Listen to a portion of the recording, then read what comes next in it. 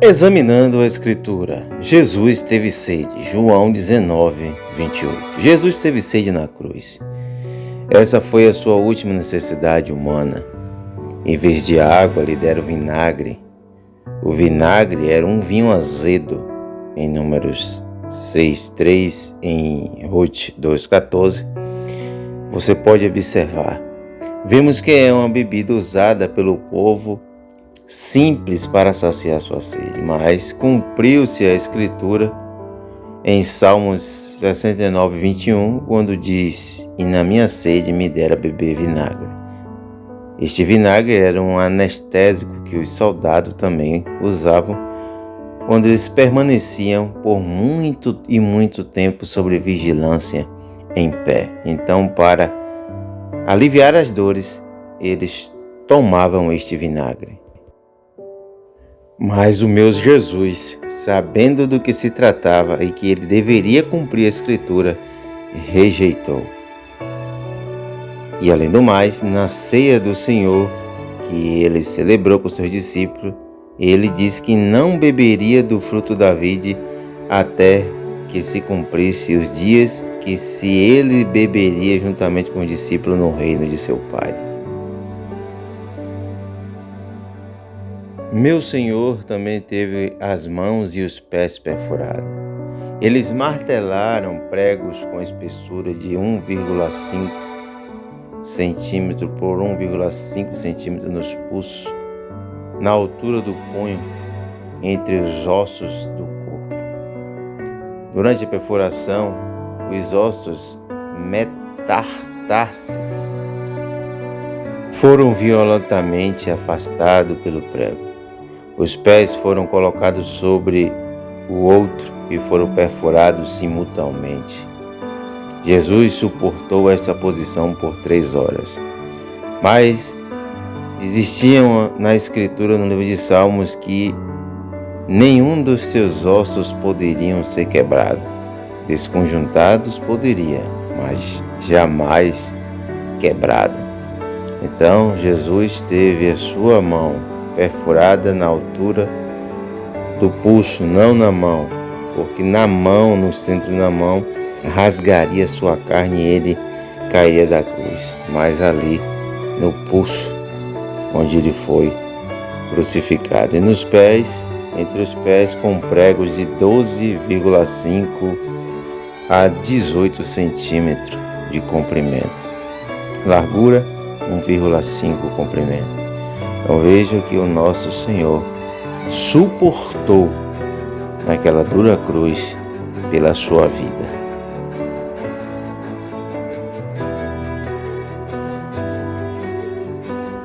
As evidências da ressurreição. O túmulo estava vazio. O túmulo de Jesus foi encontrado vazio. João capítulo 20, versículo 1 e 2. A grande pedra foi removida. O sepulcro estava selado por uma guarda romana. Mateus 27, 64 ao 66. Os soldados testemunharam a chegada do anjo e a remoção da pedra. Mateus capítulo 28, do 2 ao 4. As faixas no chão e o lenço dobrado também são evidências que algo aconteceu no sepulcro. João capítulo 20, versículo 4 ao 7. Temos também as testemunhas oculares. Jesus foi visto ressuscitado por mais de 500 pessoas. 1 Coríntios capítulo 15, versículos 5 e 6. E a coragem dos discípulos, como muitos de seus discípulos se acovardaram, abandonaram seu mestre na hora que ele mais precisou. Mas quando Cristo ressurge, eles ressurgem com tanta coragem e ousadia. A resposta é simples. Eles testemunharam seu mestre ressurreto, vivo, glorificado, poderoso. Ele venceu a morte na ressurreição e venceu o poder do pecado, mesmo ainda não tido cometido pecado, mas ele venceu o pecado, pois ele era o Cordeiro de Deus que tira o pecado do mundo. Mas quais as causas da morte de Jesus? Para alguns, foi a hemorragia devido aos ferimentos cruéis que lhe causaram. Outros, baseados na medicina contemporânea, indicam que a sede intensa que ele sentiu e a água misturada com vinagre nos pulmões dele são sinais claros de um colapso respiratório e um derrame no pericárdio, indicando a morte por asfixia. Mas, de fato, a morte de Jesus foi um grande milagre, assim como também foi o seu nascimento. Em Lucas capítulo 1, versículo 34 e 35. Pois a morte não tinha poder sobre ele. Romanos 5,12. Visto ele não ter a natureza pecaminosa. Jesus não morreu de hemorragia ou de parada cardíaca ou asfixia, mas o próprio Jesus se entregou voluntariamente a sua vida a Deus, como está escrito em João 10, 17, 18, Lucas 23, 46. Você sabe qual foi a causa da morte de Jesus? Ele disse: Pai, nas tuas mãos eu entrego meu espírito. Como ele não tinha pecado, a morte não tinha poder sobre o seu corpo e nem a sua alma. Então ele teve que se entregar ao Pai o seu espírito. E aí a Bíblia diz que, expirando, inclinou a sua cabeça.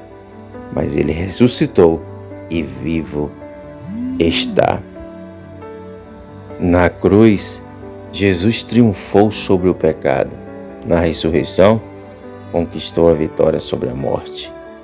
E quando Jesus tomou o vinagre e disse: está consumado, inclinando a cabeça, entregou o seu espírito. A morte de Cristo não é uma mera historinha como muitos pensam em ter sido. Foi o Cordeiro de Deus. Foi o Filho de Deus que foi enviado à terra para dar a sua própria vida em favor de muitos. Cristo morreu por nós, sendo nós ainda pecadores. Então, a volta dele se aproxima. O mundo, a natureza, as nações têm mostrado isso, pelos fatos, pelos acontecimentos e pela a soberba humana, pela arrogância humana e pela falibilidade dos homens, porque o Evangelho é vivo e está vivo, porque a palavra é viva, é Cristo. Então, a única coisa que lhe resta é o tempo. O tempo é a única moeda que você gasta sem saber quando ainda tem. Gaste seu tempo com sabedoria. Busque a Deus enquanto se pode achar. Porque você não sabe o dia que você vai partir desta vida. Então fica essa reflexão para a sua vida. Se deseja aceitar a Jesus, deixa aqui nos comentários.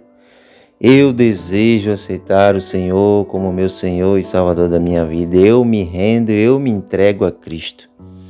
Não é mais tempo de perder tempo.